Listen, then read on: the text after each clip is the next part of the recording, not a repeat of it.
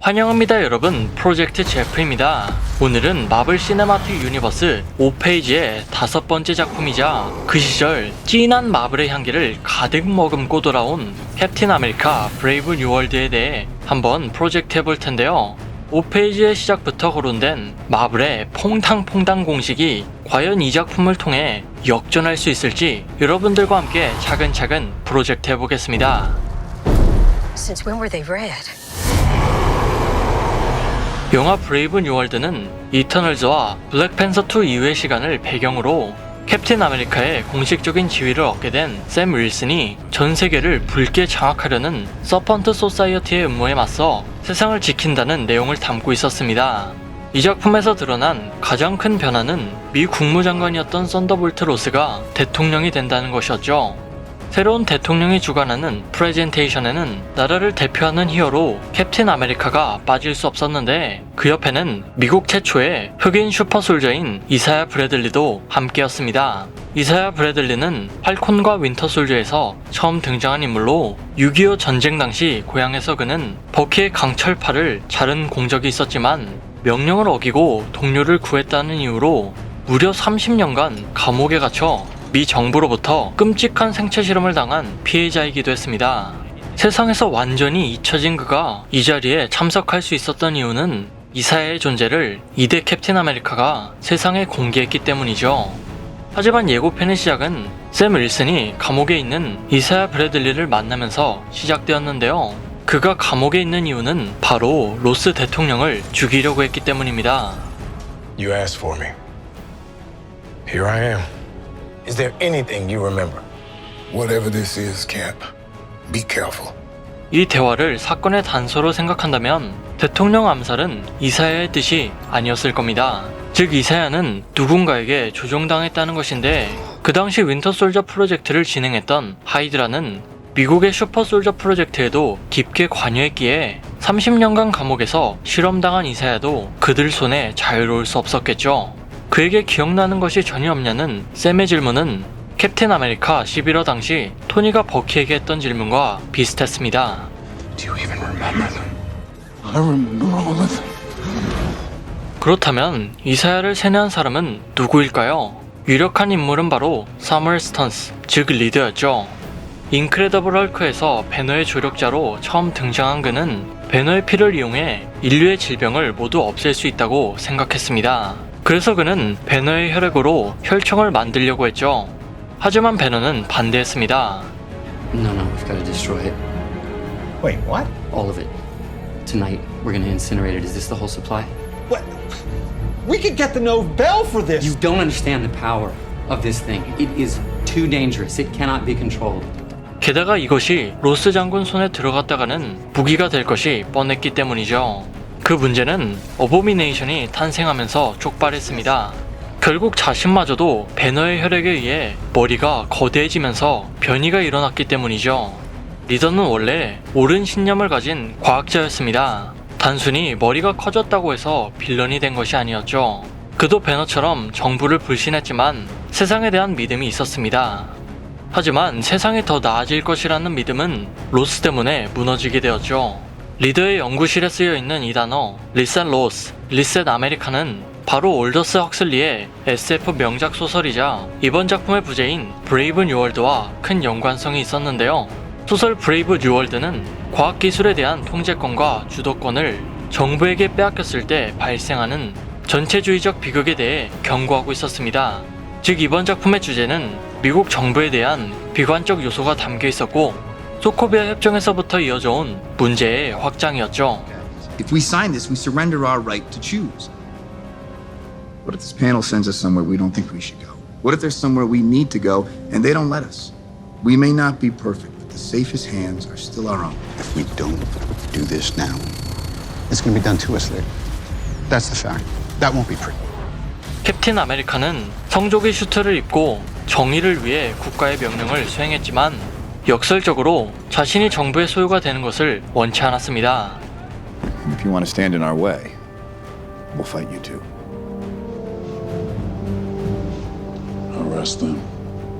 All over it. 그렇다면 과연 정의란 무엇일까요?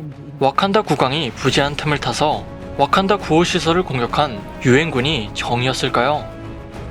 아니면 비브라늄을 공유하지 않는다고 와칸다와 전쟁을 벌이려 한 미 대통령이 정의였을까요? President wants to take offensive action against Wakanda. What type of offensive action? Destabilization. 아무리 그 처음 의도가 좋더라도 그 의도가 결국 변질될 것을 알았기에 이대 캡틴도 정부를 믿지 않았죠. 그리고 이번 작품에서는 티아모트 섬을 둘러싼 새로운 전쟁이 발발했습니다. 아직은 루머에 불과하지만 티아모트 섬에서 희귀한 액체 형태로 아다만티움이 발견되면서 국가별 소유권 분쟁이 발생한다고 하는데요. 세상은 아다만티움으로 무엇을 만들려고 했던 걸까요? 예고편의 한 장면에서는 누군가 캡틴을 촬영하는 장면이 나오는데 이 장면을 자세히 보면 로스가 피격당했을 당시에 진행한 회담의 이름을 알 수 있었죠. 글로벌 유니티 서밋은 전 세계 대표단을 모아 시급한 글로벌 이슈를 논의하고 해결책을 모색하는 행사로 종합해보면 티아모트 섬에 대한 안건을 논의하기에 적절했습니다. 그리고 소코비아 협정이 비준되었던 유엔 협회가 테러당한 것처럼 이번에는 미 대통령이 암살당할 뻔했죠. 여기서 한 가지 생각해볼 점은 리더가 애초에 로스를 레드헐크로 만들 계획이었다면 왜 그를 암살하려고 했을까요? 리더는 헐크처럼 초인적인 힘은 없었지만 초지능을 통해 모든 것을 설계하고 제모남작처럼 고도의 심리전을 걸 수 있는 빌런이었습니다.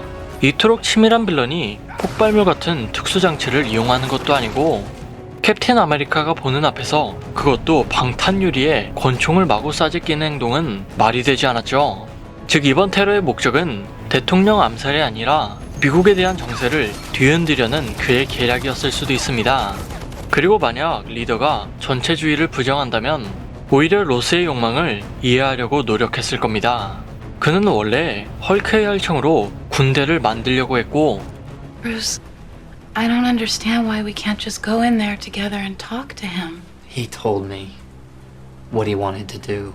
He wants it out of me. He wants to dissect it so that he can replicate it. He wants to make it a weapon. 시빌워에 와서는 히어로를 국제적으로 통제하려고 했죠. 뼛속까지 군인 정신이 박혀있던 그였기에 그가 대통령이 된다고 해도 달라지지 않았을 겁니다.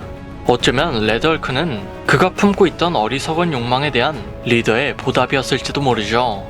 Are you telling me you can make more like him? No, not yet. I've sorted out a few pieces, but it's not like I can put together the same Humpty Dumpty, if that's what you're asking. He was a freak accident. The goal is to do it better. 대통령이 당선된 중요한 시기에 자신이 그토록 갈망하던 힘을 다른 형태로 받게 된다면 남은 선택지는 절망과 분노밖에 없었을 겁니다. 또한 이번 작품에는 사이드 와인더를 필두로 한 서펀트 소사이어티가 등장하는데 이 조직은 뱀을 주제로 한 슈퍼빌런 연합으로 원래는 구성원들을 보호하고 일자리를 마련해주는 등 공동의 이익을 위한 평범한 단체였지만 모종의 이유로 미국을 장악하려는 음모를 꾸미게 되었죠. 그래서 예고편에서는 서펀트 소사이어티의 심볼을 곳곳에서 목격할 수 있었는데 캡틴이 소닉 붐을 일으켜 적들을 날려버린 이 장면에서도 서펀트 소사이어티의 심볼을 확인할 수 있었습니다. 여담으로 캡틴 아메리카 11호의 원래 제목은 캡틴 아메리카 서펀트 소사이어티였는데 루소 형제 감독이 밝힌 사실에 따르면 이 시점에서 어벤져스의 이념이 분열되어야 더 좋은 서사가 만들어질 거란 생각에 스토리와 부제를 변경했다고 했죠. 아무튼 샘이 풀어나가야 할 숙제도 만만치 않았습니다.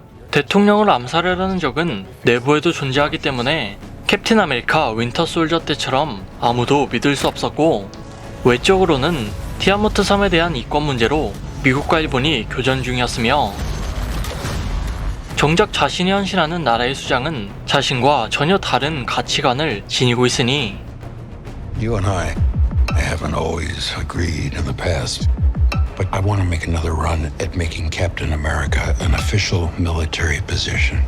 And if we disagree on how to manage a situation, then what happens? Work with me, Sam. 그는 무엇을 위해 이 싸움을 해야 하는 걸까요? 캡틴을 위주로 생각해보면 이 싸움의 구도는 11월을 표방하고 있었죠. 버키를 구하려는 스티브와 이사야를 구하려는 샘. 로스 대통령은 자신과 나라를 지키기 위해 모든 변수를 제거하려고 했습니다. A variable out there that I can't control. 이 장면에서 총에 맞은 인물이 누구인지는 모르겠지만 샘이 처음에 등지고 있던 문의 색을 잘 고려해보면 그 인물이 누구인지는 대충 짐작이 가는 부분이었죠. 과연 샘은 스티브처럼 자신의 친구를 지킬 수 있을까요? Watch yourself. You're not Steve Rogers. You're right. I'm not. 그는 분명 스티브 로저스가 아니었지만 그에게는 없는 거대한 날개와 비행 기술이 있었습니다. 그렇기에 그는 레드헐크와 맞설 수 있었죠. 예고편에서의 묘사를 보면 로스는 레드헐크로 변할 때 눈동자가 붉어지고 손등의 정맥도 붉게 변하는 것을 알 수 있었습니다. 그리고 카펫에 손이 닿자마자 불꽃이 튀었는데 그 이유는 그가 내뿜는 방사선이 너무 강력한 나머지 만지는 모든 것에 불이 붙었기 때문이죠. 또한 원작에서는 그가 각성하면 그 자체로 불타오르는 상태가 되어 초강력 블래스터를 뿜어낼 수 있었고 자신이 볼 수 있는 모든 것을 이카리스처럼 눈으로 불태울 수 있었습니다. 참고로 레드헐크는 스마트 헐크처럼 변신을 해도 인간의 이성을 그대로 유지할 수 있었는데 예고편에서 대사조차 안 하는 것을 보면 초창기 헐크처럼 완전히 이성을 잃었을 확률이 높았죠.